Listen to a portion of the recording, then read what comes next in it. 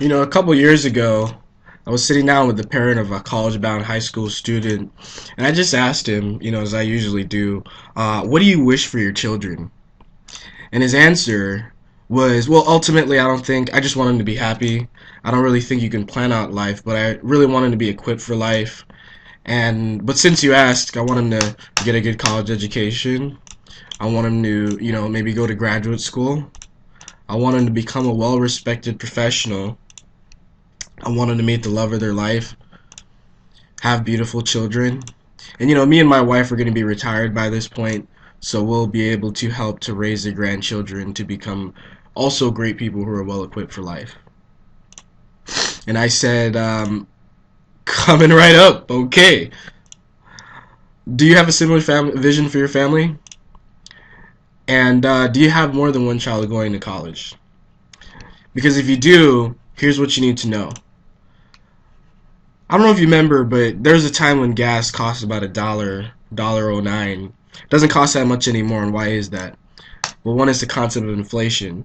Inflation means it measures how much more expensive things get as time goes on. Well, if the red line is the inflation level for everything else, all goods, the green line is the inflation level for college. That's how much more college has gotten expensive over the past 35 years. In fact, the price of college is going up twice as fast as everything else. It's 7 to 8%. Give you a little quick finance math. If a number grows at 7%, it doubles every 10 years. How much does college cost these days? Well, we have a private university, a state college, a UC, and a out-of-state public school. If you guess 248 for the private school or 62 per year, correct? 133 or 33 per year at Berkeley, 97 or 24 per year at a Cal State, and 186 or 46 per year for the out-of-state public school. You're correct. So that begs the question, is how are parents paying for this? Well, the first place that parents go is they go to their college savings accounts, 529s, UTMAs, UGMAs. Past recent surveys have shown that the average amount of money in a 529 for one child is $17,000 as of 2012. And we were just talking about how much college cost. So you can see that, if we don't have the amount that matches what these college expenses cost, then we're short. And if we're short, many parents will instead of going to their college savings, they'll go to their life savings to pay for college. We have a family here that has a 529, a retirement account, and just an emergency savings account. If they're trying to send their child to University of Washington, it's $186,000. Many of them will liquidate the accounts that they have to pay for this. So they've liquidated both accounts and they're still $93,000 short. And if you're short, now you have to look at other options, right? So many parents, if they don't have the savings, they'll go to cash flow and they'll say, well, let's just do some installments. School will provide them with 10-month installments. As you can see, if it's school's at $46,000 per year at $186,000, if we're doing 10-month installments, that's $4,600 per month for one child. Not a lot of people signing up for that one, but there are people that do it. And what happens is, with the lack of planning, many cases, the parent does not foresee that when they have two children going in, or one after another, two children going in at the same time to a school like this is $9,300 a month. That's a six-figure salary. So they may, if they don't have the cash flow, they might take the loans. So we're sending them to Washington. It's $186,000 in debt. They have this loan for 10 years. 6.41% interest rate, 4% origination fee. Here's how the payments look. You can only take one loan out at a time. So freshman year you take $46,000, the payment's $549 for 10 years. Second year $93,000, the payment's $1,098 for 10 years. Junior year it's $139, that payment's $1,647 for 10 years. Senior year they have the full load, that's $2,198 for 10 years. 5 years after the child has graduated University of Washington, the parents are still making payments of $2,198 per month for one child to go to college. That debt payment is, the size of a house note. And see, this is at a point 5 years after the child's graduated college. This parent should be in a situation where they're saving $21.98, not paying $21.98 in debt. In fact, with $186,000 in debt, they've paid back $263,000. 17,000 of it is interest. Many parents might ask me, why don't the students take out the loan? Well, the thing is that the student loan rates are higher. They're approximately 11%. So then you have, a child that's in their 20s and 30s with a five-figure student loan debt, and this is a comic that just says, move back home. You kids are so lazy and irresponsible. Your mother and I started out with nothing, and you have this kid, 20, 30 years old, that says, trust me, I would have loved starting out with nothing. A figure this big is shown to prevent a child from getting married, and at very least prolongs marriage, buying a house by about 7 years, because they have to pay this all back. See, not too long ago, I was just like you guys. My parents are both teachers. I had a younger brother who was college bound. I wanted to play track and field because I thought that that's how I was going to get a scholarship.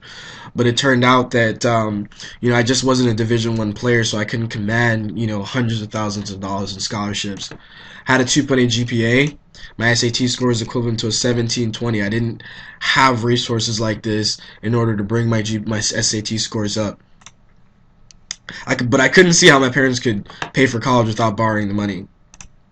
So I went to my counselors and my teachers, and their advice was just go to the community college. It's cheaper, and your SAT scores or GPA are too low to get scholarships or maybe even get accepted to a top college. That nearly crushed my ambition because I wanted to go to a top private university, Boston University, which cost $200,000. What did I do? I quit the football team and the track team. I spent all that time that I would have been practicing in libraries, coffee shops, and bookstores, learning, working on my SAT scores, my grades, finding out what colleges wanted to pay for. I called, emailed, met, interviewed with admissions people and financial aid officers, trying to get them to tell me anything they could that could be useful. What I learned paid off big time. I got a 4-year financial award at Boston University for $178,000. $165,000 of it was money I didn't have to pay back. Cost my parents $20,000 out of pocket to send me to a $200,000 institution. So I graduated business school, and my major was accounting. My first job was to be a college planning specialist for a financial planning firm. And my job description was to help their clients to save money on college expenses so they didn't have to liquidate their savings and investments.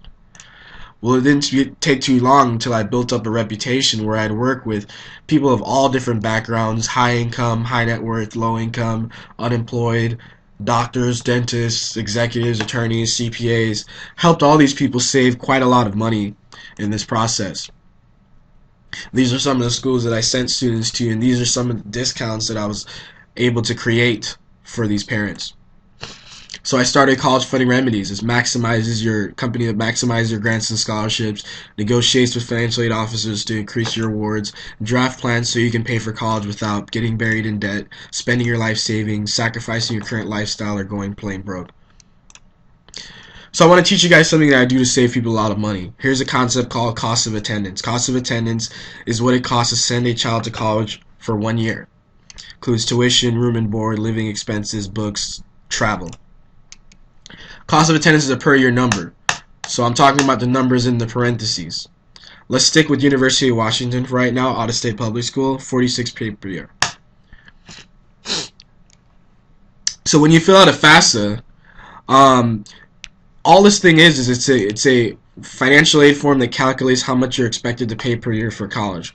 It determines your expected family contribution. That's a per year number that you can pay that you can afford per college, based on how you fill that form out. And you file it every year. Kids are in college, like your taxes. There's 74 factors that affect your expected family contribution.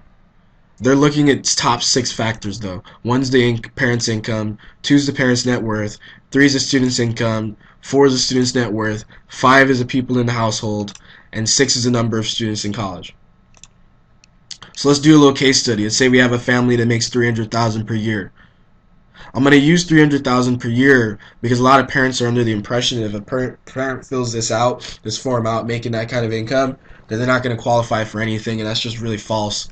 The second reason why I use that number is if you can imagine if the number is 200 per year or 100 per year, that's going to be a lot less or a lot more money that they're going to receive through this process. If I'm showing you somebody who makes 300 per year, you can assume that if you're making less, you're going to get more. They got $1 million net worth, so they got a house, they got retirement accounts, they got money markets. The student doesn't work. 5 people in the household. We have 2 students in college. One, say at Cal State Long Beach, and another one coming up. So when they fill out this FAFSA for that second child, let's see what happens. Shows that they're to pay $40,000 for college. Let's see what we can do with this. So here's the magic formula. So what the school costs every year, minus when you fill out the FAFSA, what the number pops out. This number is your financial need. And the question is, what college will meet your financial need? So let's plug the number in. This is a top-end private school. Let's call that Pepperdine University, minus their EFC. That's their eligibility for aid, $22,000. And the question is what colleges will give you the $20,000? So let's go to this example, Pepperdine. That was a hypothetical, but here's a real. I went to my client files. I found a similar situation. We had 2 husband and wife that are accountants. Their income's $276,000, net worth is $800,000, and their EFC is $29,000.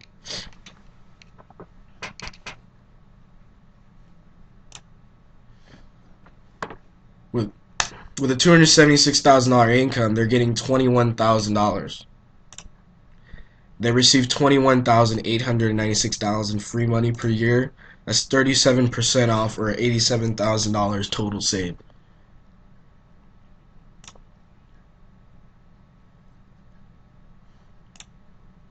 So we create these results over and over, right? And I just wanted to end this a little bit, but you remember the family, the guy at the beginning that said that he wanted his kids both to go to top schools, become professionals. Well, this is his first child. His child got $47,000 to go to Johns Hopkins, and his second child, Melody and Jonathan, are working with this child, and by the time they're done with his second child, her SAT score is going to be so high that it is going to be pretty much the same result that they're going to get, or better, at a better school. And because this parent doesn't have to pay $60,000 for this education, they're retiring at 62 because all the money that they saved, that just allows them to retire earlier. So they're able to achieve this dream, just by proper planning and just being smart about, the numbers and doing right, with everything that we have. So you guys learned something so far? Okay, good.